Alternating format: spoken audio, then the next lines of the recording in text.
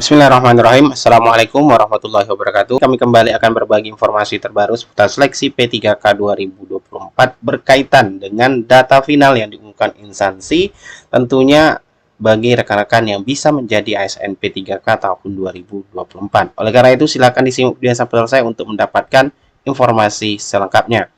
Baik, teman-teman, langsung saja berkaitan dengan jadwal kegiatan untuk pelaksanaan seleksi P3K 2024 tahap sekarang itu sudah masuk ke dalam pengumuman pasca masa sanggah yang dijadwalkan mulai dari tanggal 5 sampai dengan 11 November 2024 yang tentunya dari hasil pengumuman pasca masa sanggah ini merupakan data final yang digunakan untuk seleksi kompetensi nantinya, karena penarikan data final yang akan dilakukan nanti oleh Panselnas atau Panselda yang mengikuti seleksi kompetensi teknis, manajerial, sosiokultural, dan wawancara itu akan dilakukan pada tanggal 12 sampai dengan 14 November 2024. Nah, di sini kita sudah mendapatkan beberapa pengumuman dari instansi yang sudah menyampaikan data finalnya, teman-teman, yang sudah dinyatakan lulus seleksi administrasi.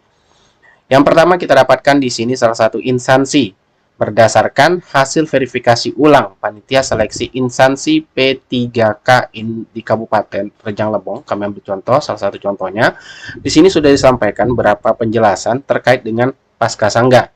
Yang pertama, pelamar seleksi P3K tahun 2024 yang dinyatakan tidak lulus seleksi administrasi telah diberikan kesempatan untuk mengajukan sanggah pada tanggal 2 sampai 4 November melalui akun masing-masing pelamar di laman sscsn.go.id.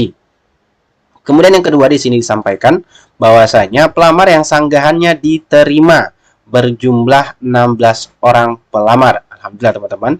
Jadi dari yang sudah melakukan sanggahan dari hasil seleksi administrasinya di instansi ini diterima dan dinyatakan lulus seleksi administrasi atau lulus administrasi. Nah, hasil seleksi administrasi pasca sanggah dengan rincian sebagai berikut. Nah, kalau kita perhatikan di sini, teman-teman ya, yang untuk dinyatakan memenuhi syarat untuk yang guru itu 360, kemudian TMS-nya 0, sedangkan yang tenaga kesehatan itu 160, namun tetap ada yang TMS ya di sini ada satu pelamar, kemudian tenaga teknis tetap juga ada yang TMS tetap dinyatakan tidak memenuhi syarat, sehingga tentunya yang TMS ini itu tidak bisa lanjut untuk mengikuti seleksi kompetensi. Nah, di sini juga ada penjelasannya bahwasanya pelamar yang lulus pasca sanggah seleksi pengadaan P3K di lingkungan pemerintah, tentunya di instansi teman-teman masing-masing, nantinya adalah sebagai peserta yang akan biasanya dicantumkan daftar lampiran pengumumannya, teman-teman, ataupun daftar nama-namanya. Kemudian pelamar yang nomor registrasi dan namanya tidak tercantum dalam lampiran pengumuman ini dinyatakan tidak lulus seleksi administrasi dan dapat melihat keterangan alasan tidak lulus melalui akun masing-masing pelamar pada laman sscsn.bkn.go.id. Jadi bagi teman-teman barangkali sudah melakukan sanggah kemudian tidak diterima, tetap TMS, penjelasannya ada di akun pelamar masing-masing, teman-teman. Nah, kemudian pelamar dinyatakan lulus seleksi administrasi pasca sanggah, ini akan melanjutkan ke tahapan seleksi kompetensi yang dilaksanakan dengan menggunakan sistem CAT yang milik BKN. Untuk jadwal dan lokasi tes akan disampaikan lebih lanjut, yaitu teman-teman terkait dengan pengumuman yang sudah disampaikan berkaitan dengan data final yang sudah disampaikan oleh instansi bagi pelamar P3K guru, kesehatan, dan juga teknis. Kemudian di sini juga kami dapatkan salah satu instansi yang sudah mengumumkan juga, dan di sini disampaikan setelah masa sanggah, di sini yang melakukan sanggahan itu ada jumlahnya disampaikan juga, teman-teman.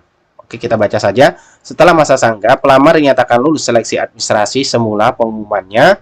Kemudian setelah adanya masa sanggah yang diberikan, yang berjumlah 683 orang, ini menjadi 687 orang. Dan berhak mengikuti seleksi tahap selanjutnya, yaitu seleksi kompetensi dengan CAT. Dan ini juga namanya terlampir di dalam pengumuman biasanya, teman-teman.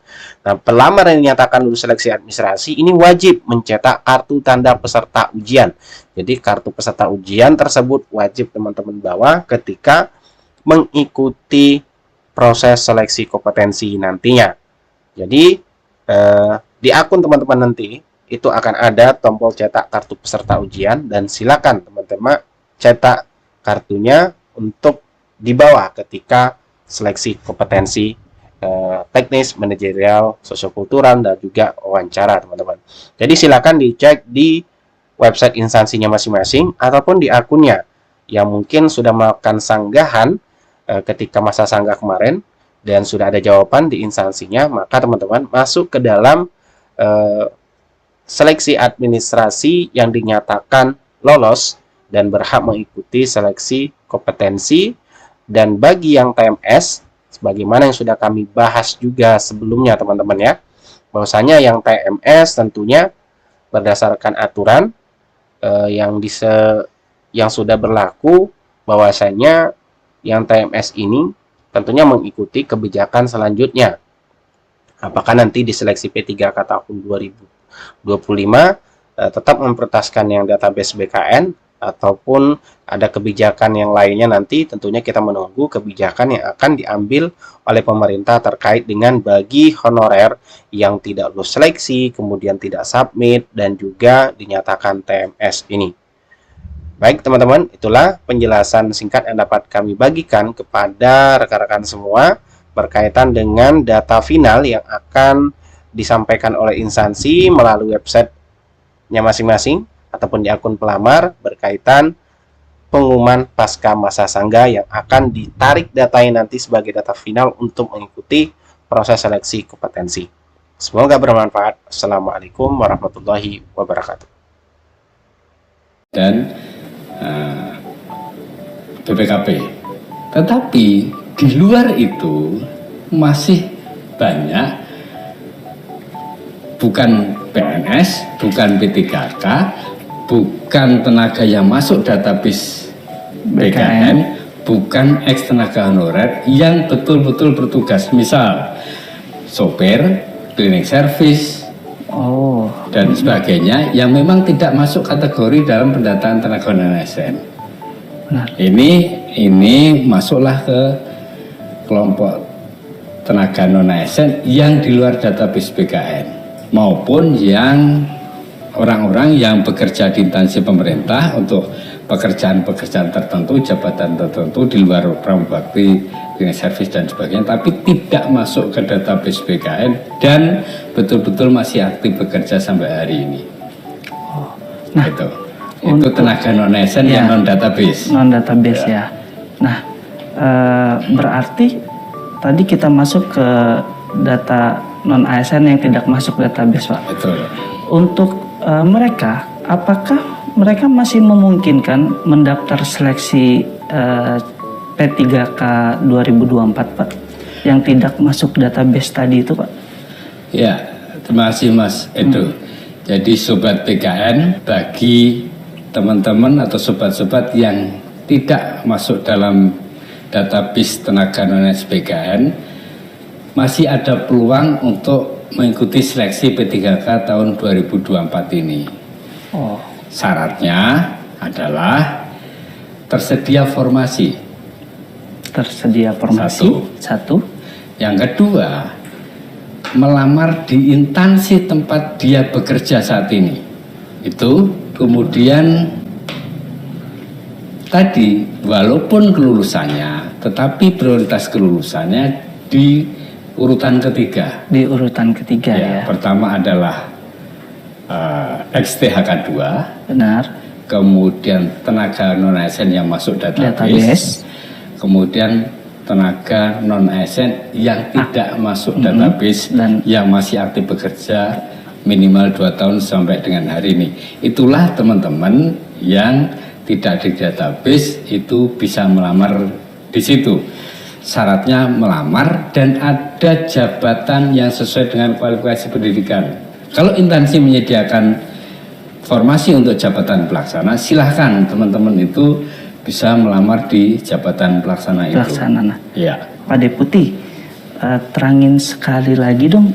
Tadi saya masih sedikit belum memahami terkait adanya tenaga kerja non ASN yang termasuk database BKN dan yang tidak termasuk database BKN. Nah, apa sih kriteria atau ciri tanda bahwa tenaga kerja non ASN itu sudah masuk database BKN begitu. Bagaimana cara mengetahuinya tuh mereka? Seperti Baik. itu. Terima kasih Mas Edi. Ya, siap. Jadi tadi sudah saya jelaskan sedikit terkait dengan istilah tenaga non ASN yang ada di database BKN. Benar. Dan tenaga non ASN yang non database BKN. Benar. Nah, untuk mengetahui apakah rekan-rekan atau sobat BKN namanya masuk dalam database tenaga non ASN yang ada di BKN, database BKN, itu yang pertama harus diingat dulu apakah pada waktu pendataan itu ikut dalam pendataan itu, pendataan tenaga non ASN itu Ikut pendataannya. diusulkan ke BKN. Kalau lupa atau antara ingat tidak ingat, hubungi admin instansi, dalam ini di pengelola kepegawaiannya, untuk cek di datanya. Karena di instansi pasti bisa Untuk melihat itu apakah nama saya misalnya atau nama teman-teman ada dalam database tenaga non ASN yang ada di BKN hasil pendataan. Ya, jadi hubungi instansinya. Kalau di daerah BKD atau di pengelola admin kepegawaian di satkernya masing-masing, baru nanti akan dibantu untuk melihat itu. Dicek ya, ibaratnya Pak. Betul. Seperti itu. Jadi untuk kawan-kawan yang masih ragu apakah dirinya sudah terdaftar di database BKN, bisa langsung hubungi instansinya ya Pak di satkernya masing-masing seperti itu. Pasti nanti akan dibantu. Nah, menurut Pak Deputi sendiri nih, dari tadi sudah menyebutkan sekitar alokasi formasi pelamar P3K tahun ini sekitar 1.300.000 kurang lebih ya Pak. Apakah nanti proyeksi pelamar P3K tahun ini akan melalui jumlah formasi apa enggak ya Pak?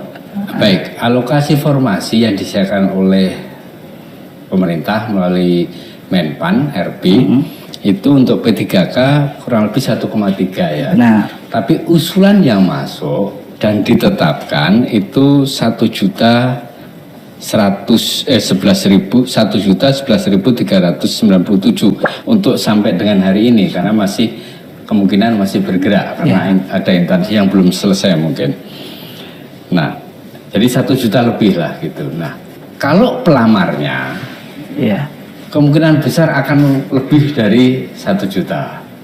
Membludak lagi ya, karena di database saja sudah berapa pelamarnya ya. Tapi serapan atau realisasi formasinya belum tentu. Harusnya untuk P3K ini karena khusus, artinya instansi menetapkan atau mengusulkan rincian formasinya itu sudah melalui analisis di samping kebutuhan juga jumlah dan sebaran calon pelamar, dalam arti ada XTKHK 2-nya, ada tenaga non ASN yang masuk database BKN, dan ada tenaga non ASN yang tidak masuk database BKN yang memang bekerja di instansi itu. Jadi kalau instansi sudah melakukan penghitungan dan semua tercover sesuai dengan apa yang ada, kita harapkan jumlah 1.011.000 lebih ini akan terpenuhi. Karena ini kan formasinya khusus benar sekali, benar. Ya. Sebenarnya khusus formasinya kan. Berarti kemungkinan besar juga akan terpenuhi ya Pak? Ya, mendekati lah. Kalau lebih nggak mungkin, tapi kalau terpenuhi mungkin. Ya.